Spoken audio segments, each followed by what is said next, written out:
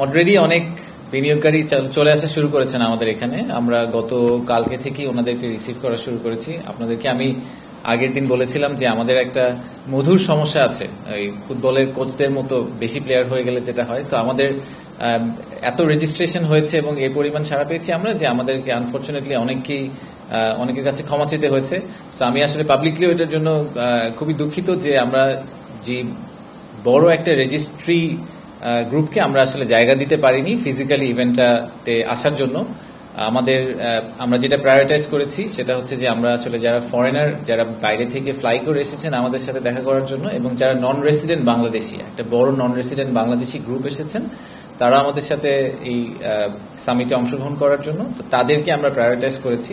সেটা প্রায়োরিটাইজ করতে গিয়ে আমরা বাংলাদেশি অনেক ক্ষেত্রেই বাংলাদেশের অনেকে পার্টিসিপেট করতে চেয়েছেন, কিন্তু আনফরচুনেটলি তাদেরকে আমরা ফিজিক্যালি জায়গা দিতে পারিনি।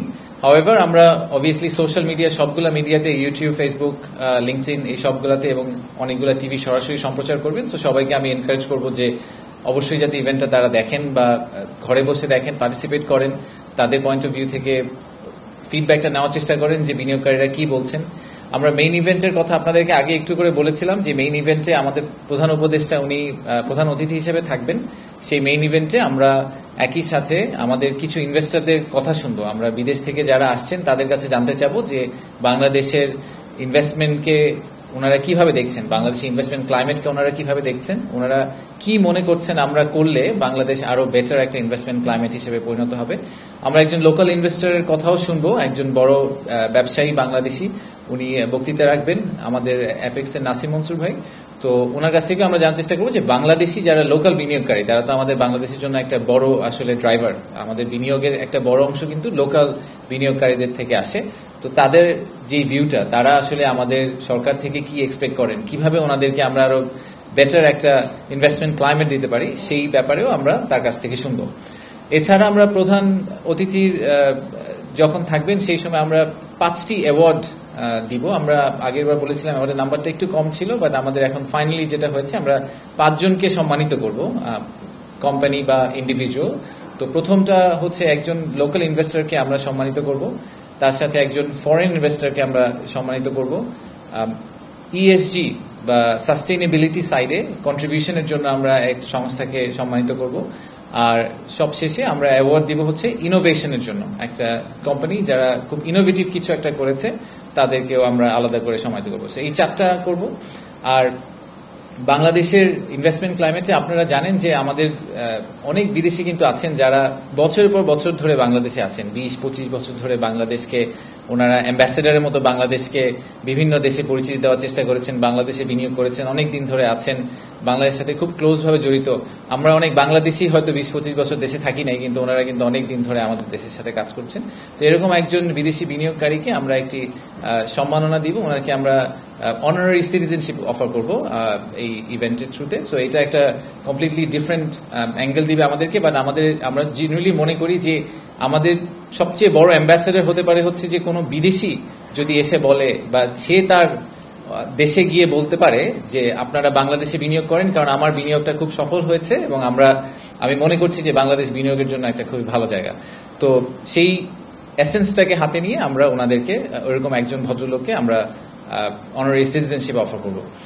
আর এর বাইরে আপনারা আগেও শুনেছেন যে অনেকগুলা এমওইউ সাইন হবে, কিছু ইনভেস্টমেন্ট কমিটমেন্ট হবে।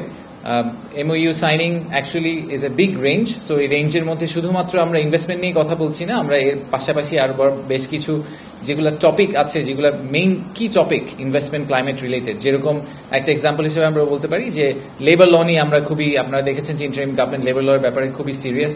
আমরা মনে করি যে এখানে আসলে সরকার, ব্যবসায়ী এবং আমাদের শ্রমিক যারা আছেন সবার মধ্যে কিন্তু একটা ইকুইলিব্রিয়াম কাজ করতে হবে, এটা সবসময় ওয়ান সাইডেড হলে চলবে না।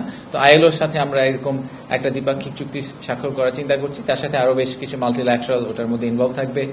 আমরা নাসার সাথে একটা চুক্তি স্বাক্ষর করার কথা চিন্তা করছি স্পেস এক্সপ্লোরেশন নিয়ে, নন মিলিটারি স্পেস এক্সপ্লোরেশন নিয়ে চুক্তি স্বাক্ষর কথা চিন্তা করছি। সেটা নিয়ে আপনাদেরকে আমরা যেদিন চুক্তি স্বাক্ষর করা হবে সেদিন আপনাদেরকে আমরা আরো ডিটেইল জানাতে পারবো। আর ফাইনালি আমি যেটা বলবো যে মিডিয়ার জন্য আমরা যথেষ্ট ভাবেই কেটার করার চেষ্টা করছি কিভাবে আপনাদেরকে বেস্ট অ্যাক্সেসটা দেওয়া সম্ভব হয়। একটা মিডিয়া কর্নার থাকবে, তো যখন এই মেইন প্রোগ্রামগুলো হতে থাকবে সারাদিন ধরেই, তো অনেকগুলো প্রোগ্রাম চলবে। ওই ভেন্যুতে একটা মিডিয়া কর্নার থাকবে, তো যারা আপনারা ওখানে যাবেন তারা ওই সময়ে যদি কোনো বিনিয়োগকারীকে বা আলাদা করে কাউকে ইন্টারভিউ করতে চান বা কারোর সাথে কথা বলতে চান, তাহলে আপনারা মিডিয়া কর্নারটা ইউজ করে সেই জিনিসটা করতে পারেন। সেই সাপোর্টটা আমরা আপনাদের, গতকালকে অলরেডি আমরা একটা সম্মান সম্মেলন করেছি যে আমেরিকার যে ট্যারিফ রিলেটেড যে ইস্যুটা আছে সেটা নিয়ে।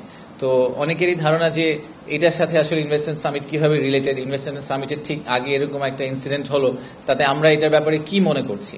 তা আপনি যদি আমাকে পার্সোনালি জিজ্ঞেস করেন, আমি I C the glass half ফুল, এই কারণে যে আসলে আপনি যদি ওনাদের যেই পয়েন্ট অফ ভিউটা থেকে ওনারা আসছেন, ইউএসটিআর এর একটা রিপোর্ট আছে বাংলাদেশের ব্যাপারে, বাংলাদেশের বিনিয়োগের যে অবস্থা সেই অবস্থার ব্যাপারে ইউএসটিআর এর একটা রিপোর্ট আছে। সেই রিপোর্টের উপর বেস করে ওনারা অনেকগুলো ডিসিশন ড্রাইভ করেছেন বলে বলছেন। তো সেই রিপোর্টে আমাদের জন্য কিছু বেসিক রিফর্মের কথা বলা হচ্ছে, যে আমাদের রেগুলেটরি কিছু রিফর্ম দরকার, কাস্টম ডিউটির ক্ষেত্রে কিছু রিফর্ম দরকার, করাপশন, এরকম আপনার আইপি রাইটস, এরকম বেশ কয়েকটা টপিকের কথা বলা আছে। এই রিফর্মগুলো কিন্তু আমরাও করতে চাচ্ছিলাম। আমরা ইন্টারিম গভর্নমেন্ট হিসেবেও চাচ্ছিলাম যে বাংলাদেশের যে বিনিয়োগ ব্যবস্থা সেখানে একটা মেজর রিফর্ম হোক, যাতে ইনভেস্টরদের জন্য ভবিষ্যতে বাংলাদেশে ব্যবসা করা ইজি হয়। তো ওনাদের এই এডিশনাল পুশটা আমাদের জন্য আসলে একটা খুবই বেনিফিশিয়াল আউটপুট। আমি মনে করি যে এই মোমেন্টামের উপর বেস করে আমরা অনেকগুলো রিফর্ম আসলে আমাদের বিনিয়োগ ব্যবস্থার মধ্যে করে ফেলতে পারবো, সেটা আমাদের জন্য আসলে ভালোই হবে। এটার মধ্যে নেগেটিভিটি আমি একদমই কিছু দেখি না। এই অপরচুনিটিকে ইউজ করে আমি মনে করি যে আমাদের আসলে ওভারঅল ইনভেস্টমেন্ট ক্লাইমেটে একটা সিগনিফিকেন্ট প্রোগ্রেস আনা সম্ভব। আর আমাদের কম্পিটিটর কান্ট্রি যারা আছে তারাও আমাদের সাথে একই বোটের মধ্যে আছে, একই নৌকায় আছে। সো তাদের ডিরেকশন অফ ট্রাভেলটা যেদিকে হবে আমাদেরটাও মোস্ট লাইকলি সেদিকেই হবে। সো আমি এটা নিয়ে একেবারেই চিন্তিত না যে ইনভেস্টমেন্ট ক্লাইমেটের ঠিক 4 দিন আগে হঠাৎ করে একটা ইউএস এর চেঞ্জ ইন পলিসি আমাদের জন্য কি মেজরলি নেগেটিভ হয়ে গেল কিনা। আমি অ্যাকচুয়ালি পার্সোনালি মনে করি যে ইটস এ গুড সিগন্যাল